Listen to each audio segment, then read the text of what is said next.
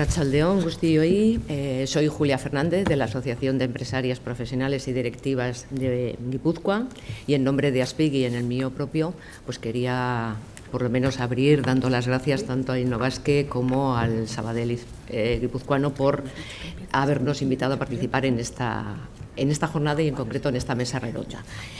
La verdad es que solo el nombre genérico de la jornada, Mujeres Innovadoras, ya era lo suficientemente atractivo para nosotras como para que nos hubierais tenido como público. Eso para empezar. Pero es que además a esta mesa la tituláis Liderazgo e Innovación. Es cierto que este binomio no se ha unido a la mujer, a las mujeres en general, hasta hace pocos años.